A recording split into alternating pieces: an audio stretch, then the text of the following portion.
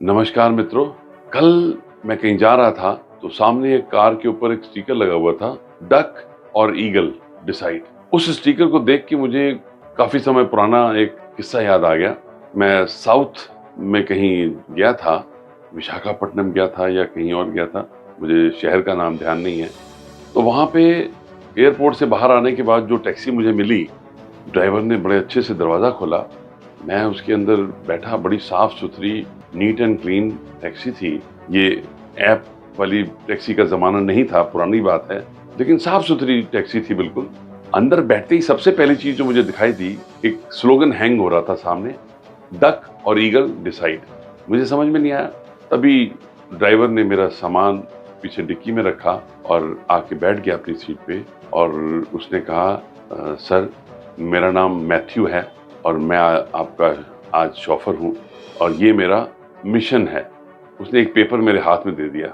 उस पेपर को मैंने देखा, उसमें लिखा हुआ था, Matthews mission to get my customers to their destination in a very smooth manner, in a comfortable way, economical way and in a very friendly environment. मुझे बड़ी हैरानी हुई उसका वो मिशन स्टेटमेंट देख के। इससे पहले मैं कुछ कहता, मैथ्यू मुझसे कहता है, सर क्या आप कॉफ़ी पियेंगे? मुझे बड़ी हैरानी हुई, एक टैक्सी वाला मुझसे कॉफ़ी पूछ रहा है और जैसा कि आप जानते हैं साउथ में थोड़ा कॉफ़ी ज़्यादा पी जाती है, चाय कम पी जाती है। मैंने कहा नहीं भाई, मैं कॉफ़ी तो नहीं पीऊँगा। मैंने मजाक मजाक में कहने का, मैं तो जूस पीऊँगा, गर्मी है। कहता वेरी गुड, मेरे पास जूस भी है और मेरे पास शुगर फ्री जूस भी है। मैं बड़ा हैरान हुआ। कहता पानी भी है। तो मैंने कहा आप मुझे नॉर्मल जूस दे दो। तो मैं जूस पीने लगा। अभी मैं सोच ही रहा था कि ये किस किस्म की टैक्सी है, क्या है, इसके क्या चार्जेस होंगे। मैं तो नॉर्मल टैक्सी समझ के बैठ गया हूँ। उसने मुझसे कहा, मैथ्यू ने, कि सर क्या आप कुछ पढ़ना पसंद करेंगे? मेरे पास आज का न्यूज़पेपर है, इंग्लिश का है और मेरे पास कुछ मैगजीन्स हैं। मैंने कहा मुझे न्यूज़पेपर दे दो। मैंने उससे न्यूज़पेपर ले लिया। उसके बाद मैंने उससे पूछा, मैथ्यू क्या तुम हमेशा से ऐसे थे? कहने लगा नहीं सर, ये तो पिछले 2 साल से ही मैं ऐसा हो गया हूँ। मैंने कहा कैसा हो गया हो? कहते सर मैं पहले डक था, अभी मैं ईगल हो गया हूँ। मैंने कहा मैं समझा नहीं। कहते सर एक बार एक पैसेंजर मेरे साथ बैठे थे, उन्होंने मुझे डक और ईगल की कहानी सुनाई।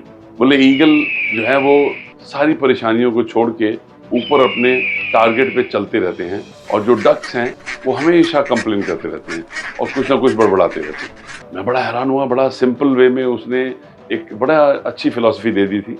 कहता जी मैं भी जब शुरू की थी मैंने टैक्सी चलानी तो मैं भी डक था, बहुत कंप्लेन करता था, बहुत कुछ होता था, लेकिन अब मैं ईगल हूँ। मुझे समझ में आ चुका है कि मैं जो हूँ उसी से मेरी सफलता असफलता डिसाइड होती है। मैंने कहा थोड़ा और बताओ मुझे इसके बारे में। तो कहने लगे सर देखिए, आप नौकरी करते हैं, चाहे आप मेंटेनेंस में हैं, चाहे आप सेल्स में हैं, चाहे आप किसी कंपनी में एग्जीक्यूटिव हैं, या आप गवर्नमेंट जॉब में हैं, या आप कुछ भी हैं, अगर आप उसमें अपने आप को 100% फोकस करके करेंगे और अपने कस्टमर्स का ख्याल रखेंगे तो आपको सफलता ज़रूर मिलेगी। तो मेरा फोकस पिछले 2 साल से अपने कस्टमर्स को ठीक से, अच्छे से उनके डेस्टिनेशन तक पहुंचाना है।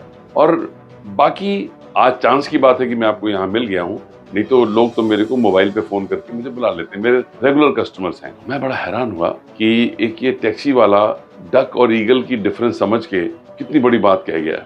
और हम लोग अगर देखें अपने आसपास, हम सारे समय किसी न किसी चीज़ की कंप्लेंट करते रहते हैं। कभी हम अपने घर की परिस्थिति की, कभी ऑफिस की परिस्थिति की, कभी रिलेशनशिप्स की।